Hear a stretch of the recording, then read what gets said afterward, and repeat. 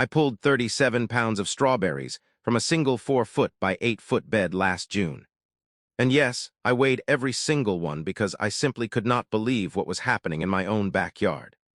I kept a little notebook on the kitchen counter, and I would come in with the colander, set it on the scale, and write down the number. My wife thought I had lost my mind. But when you have spent 3 years failing at something, when you have looked at those sad little plants and felt that specific kind of defeat, having the opposite happen, having the plants just explode with fruit, it feels like you have cracked some ancient code. And I want to tell you exactly how I got there, because the path was not what I expected.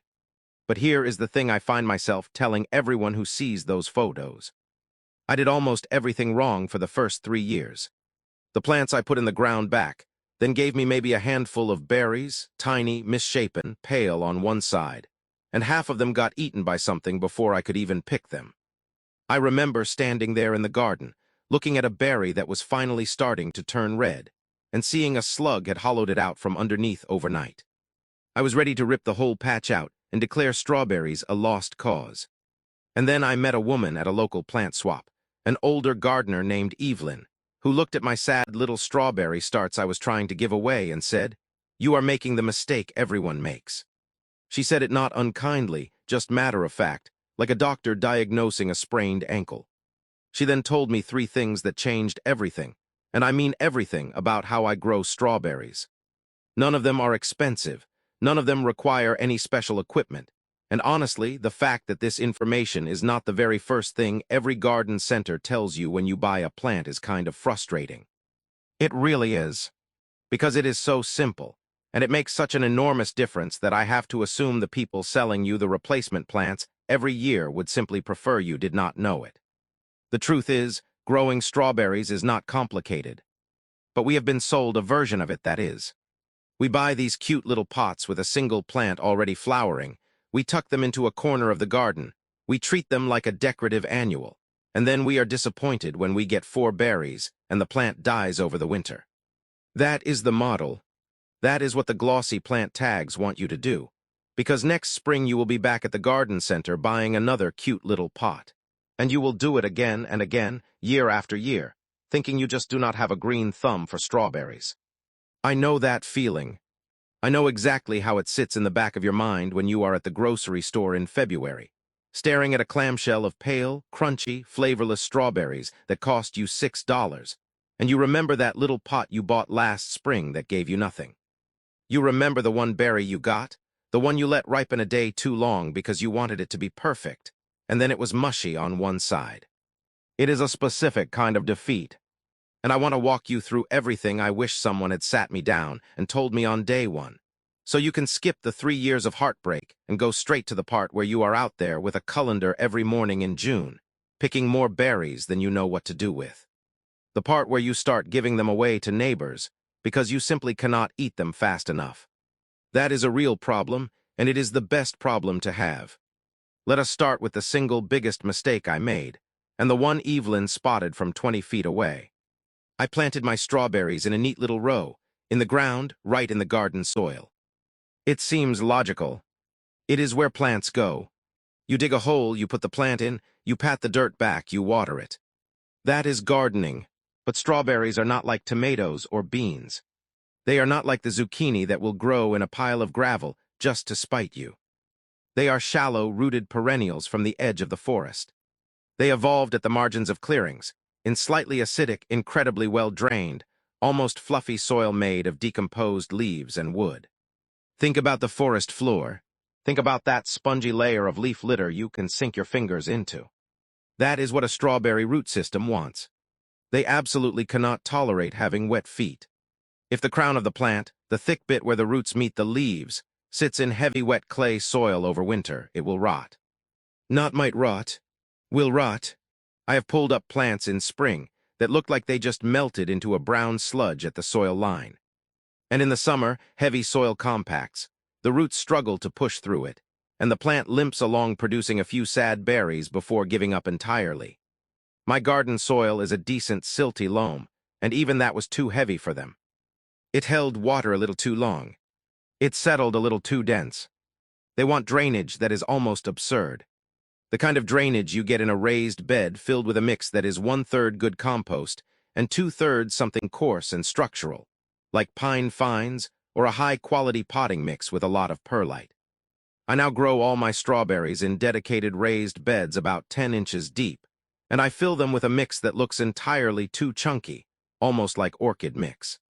Big pieces of bark, perlite gleaming white, the whole thing feeling loose and crumbly in your hand. The plants go absolutely wild in it. The roots can just shoot through that mix without any resistance. If you cannot build a raised bed, grow them in a large fabric grow bag, at least 15 gallons, filled with that same loose mix. The fabric bag air prunes the roots and drains even better than a raised bed. Water will seep right out the sides. I have a whole set of them along my driveway, and they produce like crazy. The point is, get them up. Get them out of the heavy ground soil. That single change, just lifting the root zone and changing the texture of the medium, will likely solve more than half of your strawberry problems before you even do anything else. It is the foundation everything else rests on. The second thing Evelyn told me stopped me dead in my tracks because it felt backwards. It felt completely wrong based on everything I thought I knew about fruit. She said the first year you plant them, you pick off every single flower. Every one, for the entire first season. I remember looking at my little plants, which had just started putting out these adorable white blossoms with their bright yellow centers, and thinking, but that is the whole point. That is why I bought them. I want strawberries. I want to see that little green nub in the center of the flower start to swell and turn red. Picking off the flowers felt like undoing the only progress they had made. It felt like I was telling the plant, no, stop doing the thing I bought you to do. But the logic is unassailable once you hear it. A young strawberry plant has a limited amount of energy. It can put that energy into making fruit, or it can put that energy into building a massive, deep root system and a big healthy crown that will survive the winter and support 10 times the fruit next year. If you let it fruit in year 1, it will give you a few small berries and then go into winter weak and depleted. It might not come back, or it will come back stunted and struggling, putting out thin pale leaves and a couple of flowers that never really amount to anything. If you instead, with the discipline of a monk, pinch off every flower the moment you see it for that entire first growing season, the plant has no choice but to channel all that solar energy downward. It builds reserves. It pushes out runners. It establishes itself as a powerhouse. The following spring, that plant will explode with blossoms, and because it has the root structure and the stored carbohydrates to support them, those blossoms will become large, sweet, abundant berries. I have tested this side by side in my own garden. I planted 2 identical beds of the same variety on the same day. On one, I let them fruit their first year. On the other, I pinched every bud. The first year, the fruiting bed gave me maybe 2 pounds of mediocre berries. The second year, the bed I had pinched produced just under 20 pounds of spectacular fruit. The bed I let fruit the first year. Half the plants died over the winter, and the survivors gave me just over 3 pounds in year 2. It is not even close. The discipline of the first year pays back exponentially. It is the difference between a plant that is just surviving and a plant that is a freight train. Now let us talk about the thing that made me the angriest, because it was so simple and I had never heard it mentioned, not once, in any of the gardening books or videos I had consumed. Strawberry plants have an age limit, and you need to manage them like a little factory, constantly renewing the workforce. A single strawberry plant will be most productive in its second, third, and maybe fourth year. After that, yields drop off a cliff. The crown gets woody, disease builds up, and the plant just loses vigor.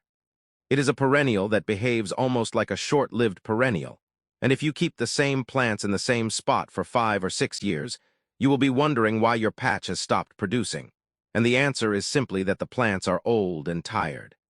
The traditional method, the one Evelyn learned from her grandmother, is called the matted row system, and it is a way of having a perpetual strawberry bed that never gets old. You plant your original mother plants about 18 inches apart in a row. They will send out runners, which are those long stems that snake out and make a baby plant at the end. You let those runners root, and you guide them to fill in the space between the mother plants. Those new plants are your next generation. The following year, You let those plants send out their own runners to fill in any gaps further out. By the third year, the original mother plants are starting to decline, so you rip them out. Just pull them up. The second-generation plants are now in their prime, and you let their runners fill the gaps left by the removed mothers. You are essentially rotating the plants within the same bed, keeping a constant supply of 1, 2, and 3-year-old plants in the ground. The bed stays productive forever, and you never have to buy new plants again. It is a closed-loop system. It costs nothing, and I had never heard of it. I had been buying new strawberry plants every few years like a chump, not realizing the plants were literally trying to clone themselves for free right in front of me. So let me give you the actual step-by-step of how I now set up a strawberry bed, the method I have settled on after all the trial and error, the one that gave me those 37 pounds from a single bed. Pick a spot that gets at least 8 hours of direct sun. Strawberries in partial shade will live, but they will not fruit heavily. More sun equals more sugar in the berries. It is that direct. Build or buy a raised bed at least 8 inches deep. 10 is better. Fill it with a mix of roughly 1/3 quality compost and 2/3 something loose and structural. I use a mix of coconut coir, perlite, and a bit of fine pine bark mulch. It drains instantly. You can water this mix heavily, and it will never get soggy. Strawberries hate soggy. Get your plants. Now here is a critical choice. Strawberries come in 3 basic types. June bearers, which produce one massive crop over a few weeks in early summer. Everbearers, which produce a smaller crop in June, and then another in the fall. And day neutrals, which produce a steady trickle of berries all season long. If you want to make jam, if you want a huge harvest all at once for preserving, you want June bearers. If you want to walk out every morning and pick a handful of fresh berries for your cereal from June until frost, you want day neutrals. I grow both in separate beds because I am greedy. But know what you want before you buy, because the care is slightly different. For June bearers, you are managing runners to build that matted row I just described. For day neutrals, you actually want to pinch off most of the runners, because you want the plant's energy going into fruit, not into making babies. If you let a day neutral run wild with runners, your berry production drops. It is a different management style. I will focus mostly on June bearers here, because that is the classic strawberry experience, the big basket of red fruit you have been dreaming of. Plant them at the correct depths. This is the thing that kills more strawberries than anything else besides wet soil. The crown of the plant, the thick central part, must sit exactly at the soil surface. Not above it where the roots will dry out. Not below it where it will rot. Exactly level. I hold the plant in the hole with one hand and backfill with the other, making sure the soil comes right up to the base of the crown, but does not cover it. Then I water it in deeply. Space the plants about 18 inches apart if you are doing a matted row. You will fill in the gaps with the runners over the next 2 years. For the first month, water them every other day if it does not rain. They need consistent moisture to establish. After that, they are surprisingly drought-tolerant, but they will produce better berries if they get about an inch of water a week during the fruiting season. Inconsistent watering is what leads to small, hard berries. If a drought is followed by a heavy rain, the berries will swell and split. So keep it steady. Now the flower pinching. I already told you why. Let me tell you exactly how. Go out every few days during that first spring and look for flower buds. They start as tiny, tight clusters in the center of the plant. As soon as you see the white petals starting to emerge, pinch the entire stem off right at the base, between your thumb and forefinger. Do not just pull the petals off. Remove the whole flower stalk. It feels genuinely painful the first few times. You will feel like a vandal. Do it anyway. Keep doing it all through the first season, even into the fall if you have everbearers or day neutrals that try to bloom late. Your goal is 0 fruit in year 1. 0. The plant will respond by getting huge. The leaves will be the size of your hand. The crown will thicken and start looking almost like a little woody shrub at the base. That is exactly what you want. That is the engine that will power next year's harvest. I promise you, when next June rolls around and you see the sheer number of flower trusses that plant puts out, you will understand. It will look like a different species. Let me talk about mulching, because this is another area where I see so much bad advice. People say mulch with straw, hence the name strawberry. And yes, straw is traditional and it works, but you have to be careful. Straw often contains weed seeds, and you can end up with a bed full of wheat sprouts if you are not careful. I use pine straw, which is just fallen pine needles. Because it is free where I live, it is slightly acidic, which strawberries love, and it forms a perfect loose mat that keeps the berries off the soil. The point of the mulch is to keep the fruit from touching bare ground, because soil contact leads to rot and gives slugs a direct highway to your berries. You apply the mulch just as the plants are starting to set fruit in the spring. Tuck it gently under the leaves and around the developing berry clusters. You want a clean, dry bed for the berries to rest on. It also suppresses weeds and keeps the soil cool and moist. If you cannot get pine straw, use clean wheat straw that has been sitting around for a season and has no seeds or even shredded leaves. Just do not use wood chips, which are too heavy and hold too much moisture right against the crown. And do not use grass clippings unless they are completely dry and from a lawn that has not been treated with any herbicide. The herbicide can persist and deform your strawberry plants. I learned that one the hard way with some tomatoes a few years back. It is not worth the risk. Fertilizing is where things get interesting, and where I departed from the standard advice. The standard advice is to use a balanced organic fertilizer in early spring. And that is fine. It works, but Evelyn told me something different, something that sounds weird but makes perfect sense when you think about what a strawberry actually is. A strawberry is not a fruit in the botanical sense. It is a receptacle, the swollen end of the flower stem, with the actual fruits being those little seeds on the outside. What that means is that the plant is building a lot of structural tissue very quickly, and that requires potassium, not just nitrogen. Nitrogen gives you big green leaves. Potassium builds fruit quality, firmness, and sugar content. So after that first year of pinching and building roots, my fertilization program is this. In very early spring, just as the plants are waking up, I give them a light feeding of a balanced organic fertilizer to push the first flush of leaves. Then the moment I see flower buds starting to form, I switch to a potassium-heavy feed. I use a liquid seaweed and potash mix, or sometimes just a bit of wood ash steeped in water if I am out of the commercial stuff. Wood ash is almost pure potassium carbonate, and it is free from any fireplace or fire pit that burns untreated wood. I put about a cup of ash in a 5-gallon bucket of water, let it sit for a few days, and then water the plants with that. The difference in berry flavor is noticeable. The sugars are higher, the texture is firmer, and the plants seem to have fewer disease issues. Do not overdo the nitrogen. If your plants are dark green and lush but not flowering, you have too much nitrogen. Back off. You want steady, moderate green, not jungle green. Watering during fruiting season deserves its own paragraph because it is counterintuitive. Once the berries start to ripen, you actually want to reduce watering slightly. Not to the point of wilting, but you want the soil to dry down a bit between waterings.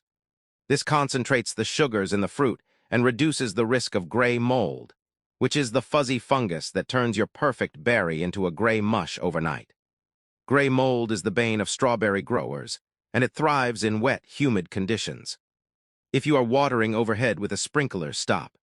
Water at the base of the plants with a drip line or a watering wand, keeping the leaves and the fruit as dry as possible.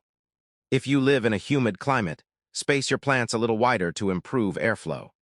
I am in a fairly humid area, and I space my June bearers a full 18 inches, not the 12 inches some guides recommend. The extra airflow means I lose almost no berries to mold. And I never, ever water in the evening. Evening watering leaves the plants wet all night, which is an invitation to every fungus in the neighborhood. Water in the morning so the sun can dry things off quickly. Now I need to address the thing that makes people give up on strawberries entirely, often in their very first season. Pests and critters. You will go out one morning, see a perfect, deep red berry and think, today is the day. You will come back an hour later with your bowl, and something will have taken a single bite out of it and left the rest. That something is almost always a slug, a snail, or a bird. And the solutions the internet will offer you are almost all nonsense. Beer traps for slugs. They work sort of, but you have to change them constantly, and they fill with rain and dead slugs, and it is disgusting. Crushed eggshells, slugs will glide right over them. Copper tape, it oxidizes and stops working. The only thing that has ever reliably controlled slugs in my strawberry beds is a combination of two things. First, a very dry mulch that they do not like to crawl over. Pine needles are excellent for this. Second, and this is the real secret, I go out at night with a headlamp after a rain and I pick them off by hand. It takes 10 minutes. I do it maybe 4 times a season. The population crashes and they never get a foothold. It is not glamorous, but it works better than any product I have ever tried. For birds, the answer is simple and cheap. Bird netting, but not the flimsy kind that tangles up in everything. Get the heavy-duty kind with small holes, and build a simple frame over your bed using PVC pipe bent into hoops. Drape the netting over the hoops and secure it at the base with bricks or landscape staples. The frame keeps the netting off the plants, so the birds cannot just sit on the netting and peck through it. It also makes it easy to lift one side and crawl under to harvest. It is a little bit of work to set up, but once it is done, your bird problem is over. Squirrels and chipmunks are harder. The only things I have found that work are the netting hoop house I just described, or a motion-activated sprinkler. The sprinkler works surprisingly well, but you have to remember to turn it off before you go in to pick. Getting blasted in the face by your own defenses is a humbling experience. Let me circle back to runners, because managing them is the key to the whole long-term system, and it is the part where most home gardeners get confused. A runner is a long stem that the plant sends out, usually after fruiting is done. It will have a tiny plant at the end, and that tiny plant will try to root wherever it touches the ground. If you are growing June bearers and you want to expand or replenish your bed, these runners are gold. You want the strongest ones, the first ones the plant sends out. The later runners are weaker. What I do is, I select the best 4 or 5 runners from my healthiest plants. I guide them into the gaps where I want new plants to grow. I use a little piece of bent wire, like a landscape staple, to pin the runner down so the base of the baby plant is in firm contact with the soil. Then I leave it attached to the mother plant. It will root and establish itself while still being fed by the mother. Once it has a good set of leaves and you can tug it gently and feel resistance, you can cut the runner. The new plant is now independent. I do this in July and August, and by fall, I have a whole new set of strong young plants ready to produce the following year. If I have more runners than I need, I cut them off. Leaving too many runners creates a tangled mess of weak, crowded plants that will not produce well. Ruthlessness is a virtue here. For day neutrals, as I said, I remove almost all runners all season long. The plant's job is to fruit, not to spread. If I want more day-neutral plants, I will let a few select runners root in pots, but I do not let them run wild in the bed. Winter care is the final piece, and it is where people in cold climates lose their plants without understanding why. Strawberries need a period of cold dormancy to reset for the next year. They can survive very cold temperatures, but only if they are properly insulated. The danger is not so much the cold itself, but the freeze-thaw cycle. If the ground freezes solid and then thaws on a warm winter day and then freezes again, it can heave the plants right out of the soil, breaking the roots and exposing the crown to killing cold. The solution is to mulch heavily after the ground has frozen, or at least after the plants have gone fully dormant and the temperatures are consistently below freezing. I wait until we have had a few hard frosts and the leaves are flat and reddish. Then I cover the entire bed with a 6-inch layer of clean straw or shredded leaves. This blanket keeps the ground frozen, which sounds bad but is actually good. It prevents the freeze-thaw cycle. It stays frozen all winter, the plants sleep peacefully, and in spring you pull the mulch back gradually as the weather warms up. If you pull it all off too early and a late hard frost hits, the new growth will get zapped. So you pull most of it off when you see the first green leaves poking up, but keep some handy to throw back over if a cold night is forecast. This insulating mulch also protects the crowns from desiccating winter winds. It is cheap insurance and takes 10 minutes to apply. Now I want to talk about varieties, because choosing the right one for your climate and your taste is the difference between a life-changing strawberry experience and a bland disappointment. The strawberries you buy at the grocery store are almost always a variety bred for shipping, not for flavor.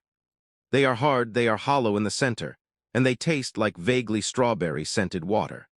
The varieties you can grow at home are a completely different food. They are softer, they are deeply colored all the way through, and the flavor is so intense it will recalibrate your entire understanding of what a strawberry is. For June bearers, the gold standard for flavor in my experience is a variety called Jewel. It is a mid-season berry, firm enough to hold up for a day or two on the counter, and the flavor is deep, rich, and perfectly balanced between sweet and tart. For an early-season berry, Early Glow is unbeatable. It is smaller, but the flavor is so concentrated it is almost like strawberry candy.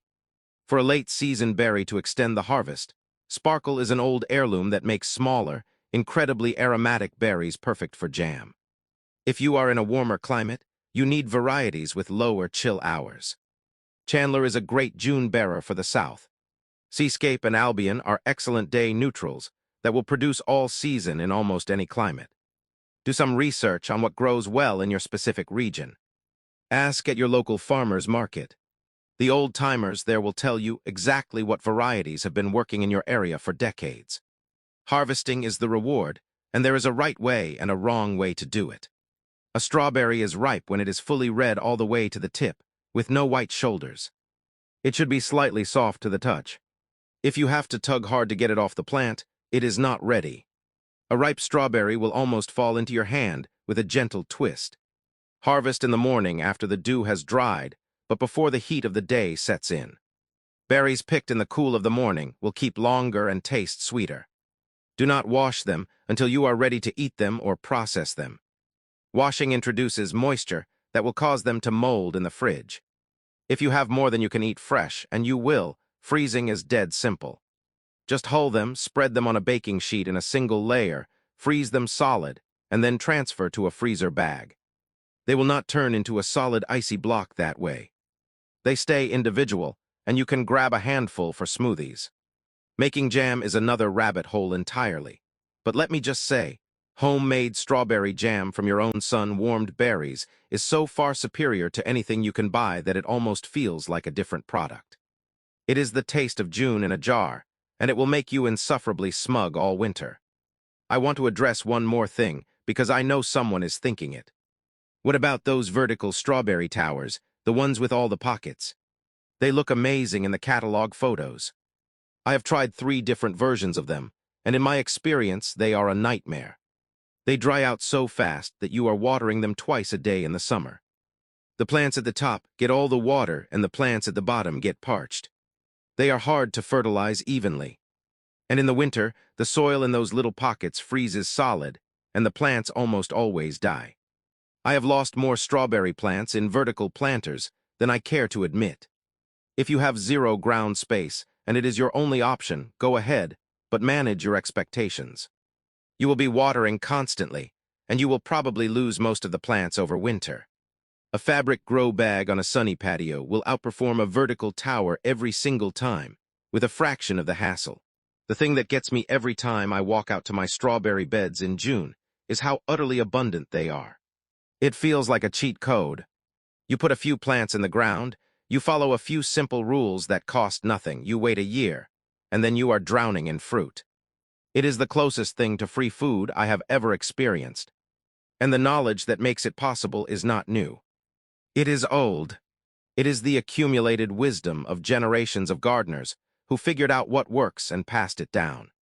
The fact that so much of this has been lost, replaced by the model of buying a new plant every year like a disposable thing, is honestly kind of sad. But it also means that the power is in your hands to reclaim it. You can build a strawberry bed this spring that will feed you and your family for a decade. You can do it for less than the cost of a few clamshells of grocery store berries. The plants will give you runners, so you will never need to buy another plant. The bed will renew itself. It is a tiny, delicious act of self-reliance, and it is sitting right there waiting for you to claim it. If this has been helpful, if something in here saved you from the mistakes I made, do me a favor. Hit that subscribe button. Share this with someone who is about to plant their first strawberry bed. The more of us who know how to do this the right way, the less power the people selling disposable plants have over us.